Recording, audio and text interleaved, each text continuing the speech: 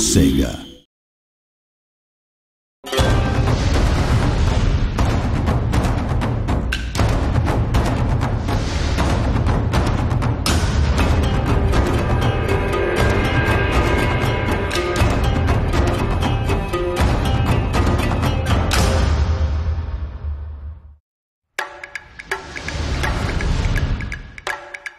Empire is one of our most discussed products, right? Yes. Not least because it was, commercially certainly one of our biggest, and it reached kind of the biggest number of people, the biggest number of fans.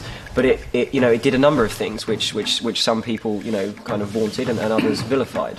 And I think it was a pretty interesting set of design choices. I mean, naval battles. Okay, when we added those, where do you start with something like that?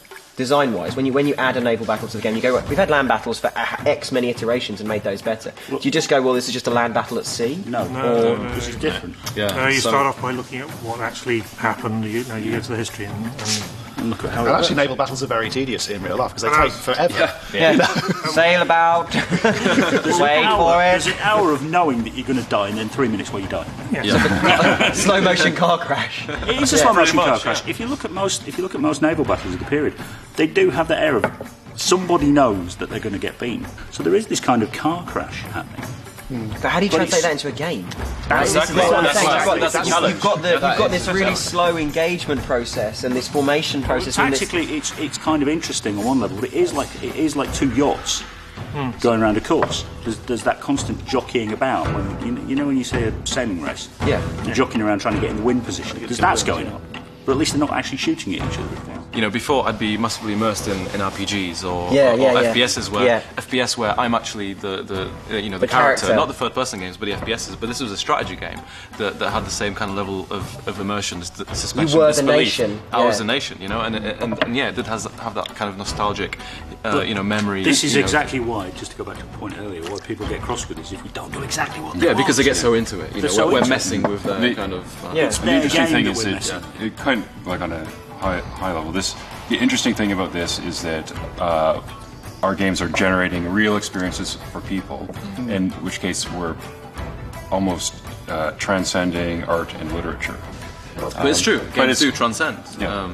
Good games do. Good games do. Right? Because there are so many games out there that you play, and like I say, they're popcorn experiences. Yeah. You enjoy them. They're a visual feast or whatever, but you don't come away with an indelible personal effect. It's like a you train look at ride. the number It's not with Steam. Hours, we yes. can see how many hours people play for hundreds, and they play for hundreds Let's of try hours. thousands. And it's Actually, yes, There was a guy on the forums the other day whinging about the fact that and I use that word advisedly, he hadn't had good value, even though he'd played for 1,900 hours on Empire. And he's paid $35 for something that's entertaining for 1,900 hours. That's how long's your average console game now? What, 6 hours? 6 to 10 hours? Ten's like good. That? 10's are good. I mean, that's you barely scratch the surface.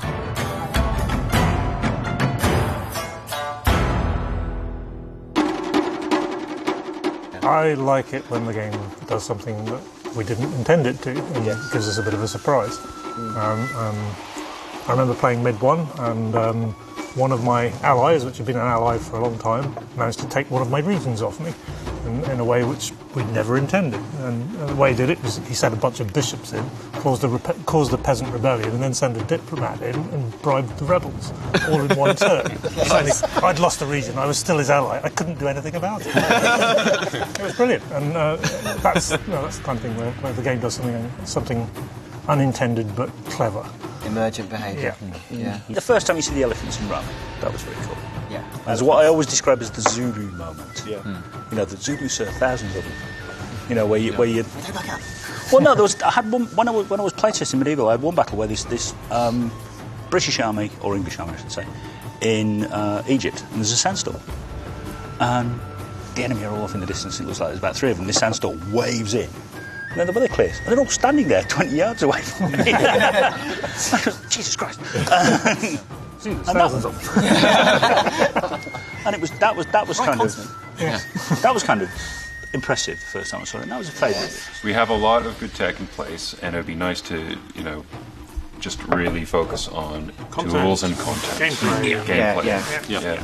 See, I like that. I like the way that I hope my hope is that the the power and the computational ability of both GPUs, CPUs, memory, whatever platform we're on, whether it's consoles, PCs, whatever we do, right, and wherever entertainment goes, gets to the point where it's so large and so big, it becomes an utterly creative medium. It just purely becomes about what can you do within this power base, rather than what can you push to the limits of the power base. This is why we're building tools. We've got a nice chunky tools team for Shogun 2 and for Napoleon, and it is becoming easier and easier to generate content. It's still bumpy and rocky, but as the tools smooth out, as they improve, then it becomes easier and easier for people to generate content. We may release the tools. I don't know. I have no idea what's going to go on down the future, but. As somebody generates that content, just let me say, it doesn't become easier. It frees us up. It frees us up to be creative in the ways that we want to on a project. It gives us the ability to just create stuff without any limitation, and that would be awesome.